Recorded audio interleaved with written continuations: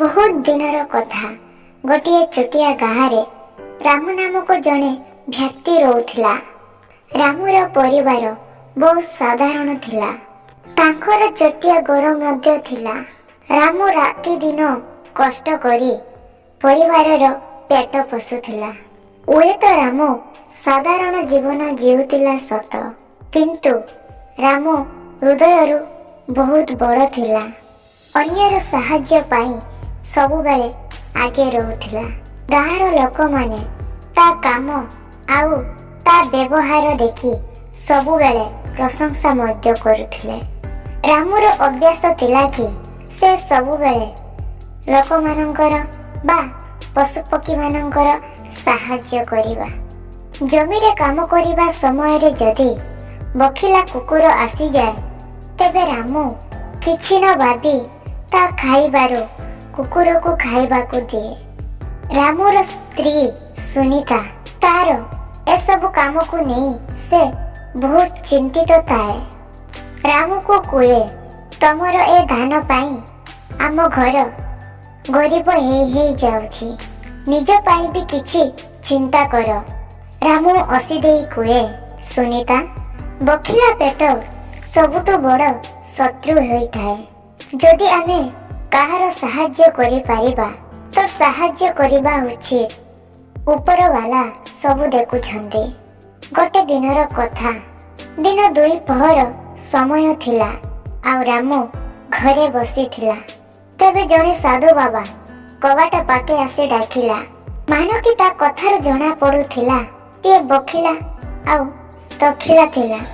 सुनीता ता कथा सुनी झरका पाके छिड़ा होई देखिला आउ रागी की कहिला, एबे इए भी आसी गले, लागुची एबे भी खाइबा खाली होई जीवो।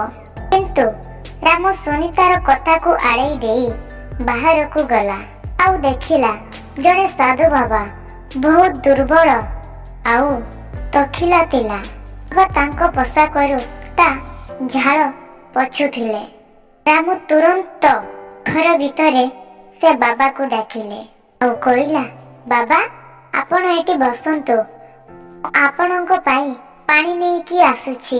रामू भीतर को गला आउ ग्लास रे पानी नहीं की आसिला। तो साधु बाबा को पानी देला।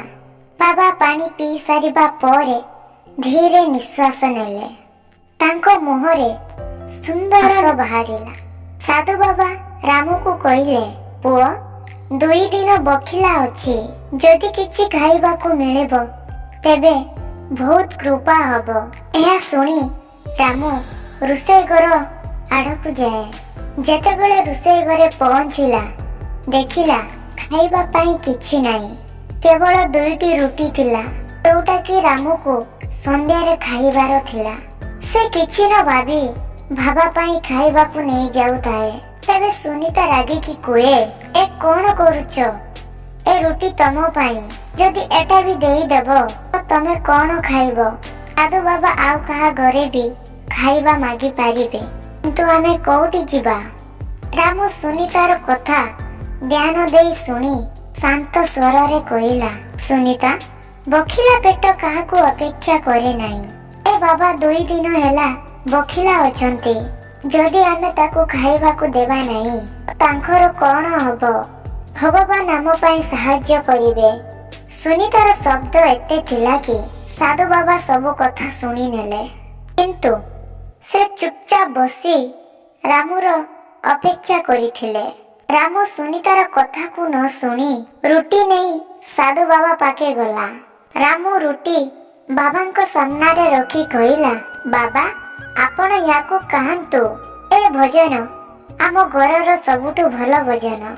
साधु बाबा किछि कहिले नाही। से बहुत बखिला थिले, सेति पई तांको किछि न कहि रुटी को खाइबा को लागिले।